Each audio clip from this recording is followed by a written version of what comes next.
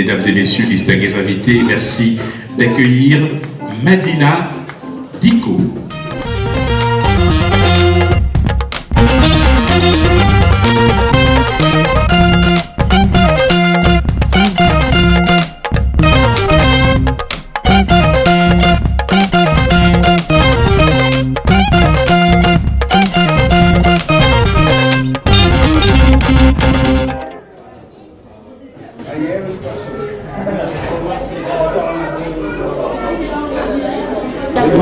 Matin la famille, c'est Mister Maïcha pour un nouvel épisode sous le baobab. Aujourd'hui, on est dans un endroit un petit peu particulier. On est au Zino Lunch Bar, voilà, qui est un endroit à Bruxelles, à Matongué, rue Longueville. Et on reçoit une artiste qui a d'ailleurs chanté ici il n'y a pas très longtemps. Une chanteuse qui vient et de la Côte d'Ivoire, mais aussi plus du Sahel. Mais elle a quand même des liens avec la Côte d'Ivoire. C'est Madina Diko, une princesse d'une famille royale du Sahel. Alors là, on est gâtés. On est gâtés. Et je suis accompagné aussi de Yatessa qui sera là, qui va être un peu ma co-animatrice aujourd'hui. Donc, Boté Yatessa, comment tu vas? Boté Mister Maïcha, okay, Boté Madina. Boté tout le monde. Je suis toujours ravie d'être avec vous parce que, bon, c'est la famille, quoi. Voilà. C'est la grande famille. Alors, Madina, ma première question, c'est celle-ci. Peux-tu te présenter? Qui est Madina? Qui se cache derrière cette artiste merveilleuse qui est Madina? Madina, c'est une jeune femme d'origine sahélienne née en Côte d'Ivoire. J'insiste parce que c'est du Sahel que ma famille arrive en Côte d'Ivoire avant les indépendances. Donc c'est encore l'AOF. Ce n'est pas, la Côte d'Ivoire n'existe pas, le Burkina Faso n'existe pas, la Haute-Volta n'existait pas, le Mali, c'est un très grand empire dans l'histoire, mais quand ça va devenir c'était le Soudan français en fait. Voilà, le Mali c'était le Soudan français. Donc pour moi, c'est important pour moi d'insister du fait que je suis une Sahélienne née en Côte d'Ivoire. Parce que après tous les soubresauts politico-culturels que ce pays va connaître, à un moment donné, on te demande, mais toi, tu n'as pas de village ici, tu vois? Sous-entendu, et vous êtes venu dans le pays des gens. Je dis, moi, je suis née ici. Mes parents sont venus, mais moi, je suis née ici. Donc, c'est une donnée avec laquelle il faut faire aussi. Et je vis en Côte d'Ivoire de ma naissance jusqu'à mes 30 ans. Donc, l'essentiel de ce qui m'est donné en tant qu'émotion, culture, tout ça c'est mixé. Donc, je suis un vrai melting pot culturel et je le revendique. Pourquoi est-ce qu'on voudrait que je choisisse ci, je choisisse ça, Je peux comprendre certaines revendications par rapport à certains abus et tout ça, mais moi, Madina, c'est tout ça là qui me fait. Ok. Et Madina, tu es une artiste chanteuse, tu as une voix, moi je l'ai déjà écoutée, assez formidable. Tu parviens même faire de la cappella, donc c'est pour dire que voilà, tu as la voix. Mais comment tu es arrivée dans ce domaine? Qu'est-ce que c'est? C'est un rêve de petite fille? C'est parce que tu es d'une famille d'artistes toi-même? Ou c'est simplement un artiste qui t'a donné envie de faire ça? En ce qui concerne le chant et la musique, même si les princesses du Sahel n'ont pas vocation à chanter, parce que pour des histoires de caste, c'est une culture très forte, hein, les castes, ça existe encore, et c'est un part très important de la culture mandingo-sahélienne. En fait, je suis Peul à 75% et 25% Bambara. Mais bon, l'histoire et les événements vont choisir pour moi de telle sorte que je vais être élevée une enfant Peul dans la culture mandingue. Donc la langue que je parle couramment, c'est le Bambara. Le Peul, je le comprends. Vous ne pouvez pas me parler, vous ne pouvez pas me critiquer, je comprends. Mais avoir la réplique tranquille sans réfléchir, c'est pas évident. Parce que, voilà, ma mère parle Peul, Mais moi, non. Moi, j'ai grandi en parlant bambara et le français qui est la langue officielle en Côte d'Ivoire. Et avec toutes les petites spécificités qui appartiennent à ce pays magnifique qui est la Côte d'Ivoire. Moi, je suis fière. Je me dis, j'ai de la chance d'avoir vécu toute cette... d'avoir été nourrie par tout cet arc-en-ciel culturel là. Pour moi, ce sont des cadeaux de la vie en fait. Et ta musique. Et voilà. Et tu me demandais comment je deviens musicienne. Est-ce que c'était un rêve? En fait, voilà. Il y a deux mots qui sont importants pour moi. Communication et culture. Culture, donc musique. Grand-père, un des premiers journalistes de la Haute-Volta. Ma mère va travailler à la radio en Côte d'Ivoire. Donc, voilà, je baigne dedans. Et comme ma mère, elle n'était pas animatrice, elle était ce qu'on appelait à l'époque opérateur d'écran sonore, donc du côté technique. Donc, ce qui va faire que tous les disques de promotion, tout ce qui passe, la discothèque de Radio Côte d'Ivoire, de machin, moi, j'ai toujours été une enfant curieuse. Moi, quand je rentre chez quelqu'un, c'est les disques qui m'intéressaient. Et comment je faisais, c'est que je retournais toujours le disque pour voir la fiche technique, qui a participé. Et automatiquement, il y a des noms qui reviennent. Il y a des noms qui reviennent, des compositeurs, des arrangeurs. Et donc, j'ai grandi dans de la musique. Et ma mère va faire un peu de musique aussi également. Elle va faire de la musique par résistance. Donc ça aussi, c'est un caractère commun. Je suis quelqu'un de très rebelle. Une rebelle douce, mais quand je veux faire quelque chose, j'aime bien. Par exemple, je trouve que ça fait très original qu'une princesse Pearl chante du gospel. Justement, je voulais t'en parler, tu viens justement sur une des questions. Je voulais parler de tes influences musicales, parce que moi j'ai assisté dernièrement ici au Zino à un concert de toi, qui était un concert intimiste. Et j'ai remarqué qu'il y a beaucoup de choses qui se passaient au niveau musical, tu as beaucoup d'influence. Tu as même chanté Myriam Makeba, tu as chanté Angela Kidjo, plein de gens, et tu as vraiment une grande qu'est-ce qui fait, c'est quels artistes, qu'est-ce qui t'a attiré vers ces artistes? Est-ce que c'est parce que c'est depuis toute petite, ou c'est parce que tu as découvert quelque chose qui te correspondait en eux? Bon, encore vraiment, ça va être, je dis, la discothèque de maman, parce que j'avais l'avantage d'avoir un membre de la famille qui était steward, donc qui voyageait avec Air Afrique. Désolé pour la publicité en retard, mais bon, c'était une maison qui n'existait pas. Et donc, lui, quand il venait, comme il connaissait les goûts de la maison, il y avait toujours des disques de la Motown, Tamla Motown. Et donc, Diana Ross and the Supremes, c'est quelque chose que je vais écouter très tôt à la maison. Gladys Knight and the Pips.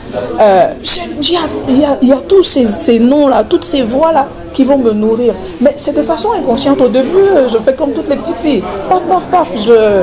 Je suis dans l'interprétation rigolo, mais bon, voilà. Et donc, je me nourris de tout ça. Et dans mon cheminement, au moment de faire, parce que je commence pas toujours parce que peut-être, sans le savoir, j'ai pas voulu aller dans une formation académique. Je rentre, je dis bon, je veux faire de la musique, mais je vais pas aller dans un orchestre conventionnel. Je vais aller dans les pianos bars. Ça, c'était encore une autre histoire. C'est très jazzy, ça. Oui, à l'époque, en tout cas, il y avait ce qu'on appelait la première heure dans les pianos bars. Les instrumentistes s'échauffaient. Donc, ils jouaient les musiciens jouaient beaucoup d'instrumentaux. Et il y a quelqu'un qui me balance le micro. Écoute-toi, fais-nous de Ella Fitzgerald. Moi, je rigole parce que je ne connais pas Ella Fitzgerald. Je connaissais Mahalia Jackson, je connaissais Aretha Franklin, mais je ne connaissais pas Ella Fitzgerald parce que Ella, c'était vraiment du jazz. Et donc, curieuse, je me dis, bref, je vais écouter Ella Fitzgerald. Mais je me rends compte qu'en fait, je connaissais ce que la Fitzgerald faisait parce que c'est Maman Makeba, elle va avoir une période très jazz. Et quand elle va aller travailler je crois que c'est comment ça s'appelle encore, le Van Gogh ou le Van... En tout cas, un café où elle va travailler avec Nina Simone. D'ailleurs, c'est comme ça qu'elles vont être très amies. Et donc, il y a toute une période jazz, bien avant même qu'elle quitte l'Afrique du Sud. Gallo, qui les produisait en matière de production locale, elle était dans des voix de femmes où elles toutes commençaient d'abord par interpréter les standards jazz. Et j'ai entendu quelqu'un que moi je connais, que j'aime, au niveau musical, de la Côte d'Ivoire, et qui est une grande diva, qui l'a chanté, et il m'a semblé qu'il y a beaucoup d'émotions quand tu l'as chanté, c'est Aïcha Koné. Alors explique-moi, c'est quoi le véritable Aïcha Koné? Parce que ça c'est la diva de la Côte d'Ivoire. Alors, l'histoire de Aïcha Koné, c'est que ça va être tout drôle. En fait, c'est quand tu es loin de ton pays que tu commences à te rendre compte qu'en fait tu avais amassé plein de choses et que comme ça, pour garder le lien, tu es en train de chanter. En fait, Aïcha Koné, paix à son âme, ma mère l'appelait Doroba en Bambara, qui veut dire grande petite sœur. Parce que quand tous les artistes viennent faire leur promo à la radio, donc maman qui parle Bambara, donc il y a un lien de sœur et de respect entre elles, tu vois. Et donc il y a tous les disques d'Aïcha à la maison, de maman Aïcha, mais vraiment, je sais pas si c'est une espèce de transfert ou de quoi, mais le plus je me suis éloignée de la Côte d'Ivoire, le plus j'ai respecté cette femme. Aïcha, je l'ai respectée parce que, enfin je ne peux pas l'appeler Aïcha, maman Aïcha, parce que vraiment, connaissant Sangaranga, j'ai trop de respect pour cette femme. Je vais laisser la parole à un moment maintenant à notre sériette, et ça parce que je sens qu'elle a envie de te poser une question, une petite question en tout cas, je ne sais pas laquelle, ça c'est la surprise, Yatessa, je te laisse la parole. Oui, Madina, je voulais savoir, parce que tu as parlé de beaucoup de mixage, Bambara, Sahel, et même on le ressent dans ta musique. Est-ce que l'envie n'était pas venue de faire des albums comme ça, avec des reprises comme pour Aïcha Koné, etc., Myriam Makeba, en quelque sorte, allez, que ça soit un petit cachet pour ta voix, parce qu'effectivement, je t'ai entendu chanter, tu as une voix vraiment merveilleuse. Est-ce que ça ne t'est pas venu un jour l'envie de faire un peu ça? Peut-être en témoignage aussi. En fait, il y a que je n'interprète pas que Aïcha Koné, puisque ma mère a chanté. Je suis héritière de ce qu'elle a laissé. Mes autres frères ne chantent pas, mais peut-être que mes nièces et voilà, peut-être eux ils vont prendre la relève. Mais moi, étant dans le métier, c'est un honneur pour moi de continuer à faire découvrir ce que maman a laissé. Et donc, oui, un album, toutes les femmes en moi, toutes les voix, les personnes qui m'ont impressionné. D'ailleurs, ça c'est un emprunt que j'ai de Lara Fabien, parce que j'ai travaillé sur ce projet ici, grâce au Waku, la famille Waku, à laquelle Alexia, Guy, Daddy, moi je leur rends hommage ici. C'est des personnes magnifiques avec lesquelles j'ai travaillé ici. On dit il ne faut pas être ingrat, voilà, des gens qui te permettent. C'est Alexia qui va me permettre de rentrer dans le milieu du gospel de divertissement ici. Parce que, encore une fois, le gospel que je fais, ce n'est pas relié à une église. Le gospel reste un message universel magnifique. Et moi, de culture musulmane, je savais que j'allais chanter du gospel depuis Abidjan. En fait, j'attendais juste de partir d'Abidjan pour pouvoir le faire. Pour y avoir accès sans souci. Et comme tout est alignement, quand tu émets une pensée à l'univers, il te répond. Que ça soit positif ou négatif, hein, ça te répond. Donc, quand je suis arrivée ici et que je fais du gospel, j'ai dit tout simplement merci. pour moi, c'est encore un autre cadeau que la vie me permet de pouvoir faire. Quel privilège, quelle chance, quelle bénédiction, quelle grâce. Alors, Madina, on va donc, pour répondre à Yatessa, oui, Yatessa, il y a des albums qui viendront. Je les ferai, ça coûtera ce que ça coûtera, mais je ferai mes interprétations, mes adaptations de ces chansons-là, de ces mamans-là. Myriam Makeba, pour moi, c'est la chanteuse absolue. Ah, Mazi, comme tous ces affinados aiment le dire, tous ceux qui aiment Myriam Makeba lui donnent l'appel de ce petit nom-là, Mazi. Et pour moi, c'est comme une mère spirituelle. J'ai travaillé sur un projet ici sur Myriam Makeba avec des frères et sœurs ici, 2009-2008 par là. Je crois juste au moment où elle était décédée, on devait faire un hommage. Et le seul livre qui était disponible était en anglais. Pour te dire, tellement spirituellement, cet album me parlait. Mais moi, quand je lisais, je comprenais tout ce que ce livre disait. À un moment donné, il arrivait un moment où j'ai fermé le livre et je me suis mise à pleurer de gratitude. Parce que ce qui est écrit en anglais et puis ce qui est traduit en français, ça n'a absolument rien à voir. Et donc, en fait, c'était merci pour ce cadeau. Et je fais un coucou à Marie Stujus, qui est une de ses filles adoptives qui habite ici en Belgique, une Guadeloupéenne, je crois, et à laquelle je fais vraiment un gros coucou, parce qu'elle nous a aidés au moment de cette aventure-là. Et on a fait cet hommage-là à Maman Makeba, et c'était magnifique. Heureusement, on arrive, heureusement pour certains, on arrive à la fin de cette émission de Sous le Baobab. Et la dernière question que j'aurais pour toi, c'est quoi une journée type? Comment tu fonctionnes? Est-ce que c'est une journée où tu es structuré, tu as un planning, ou alors tu fonctionnes comme le vent te porte?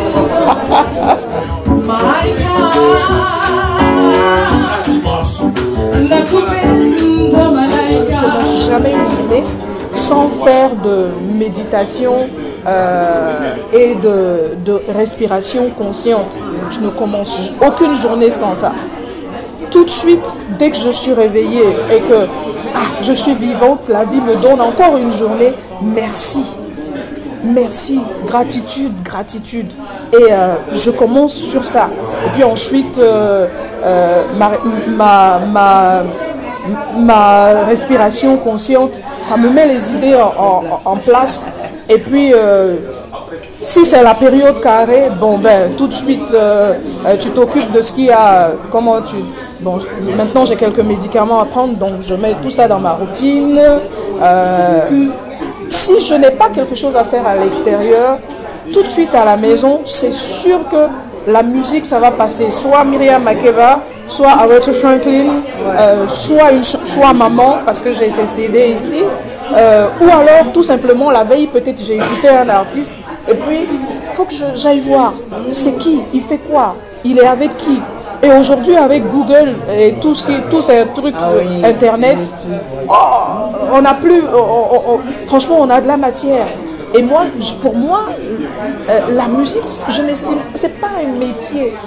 C'est une mission. C'est une mission. Peut-être ça peut être un peu lourd, mais je dis que... Enfin, ça fait partie de moi.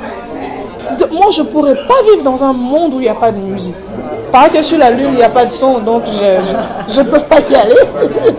En tout cas, Madina, merci de nous avoir reçus, enfin de nous avoir rejoints dans cette émission, de nous avoir accordé ce moment de conversation avec les gens de Radio Mboté.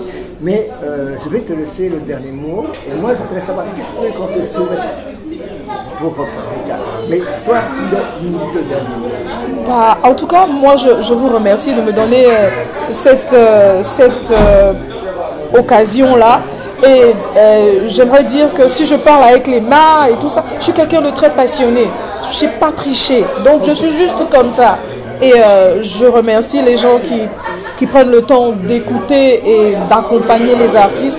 Et je félicite en tout cas la maison Radio Mboté parce que elle se bat, en tout cas elle fait de son mieux pour donner un espace, pour permettre aux artistes de pouvoir s'exprimer. Et ça c'est magnifique, en tout cas pour moi, il doit en avoir beaucoup de structures comme ça qui permettent aux artistes de pouvoir s'exprimer. Et ça, je vous remercie pour ça.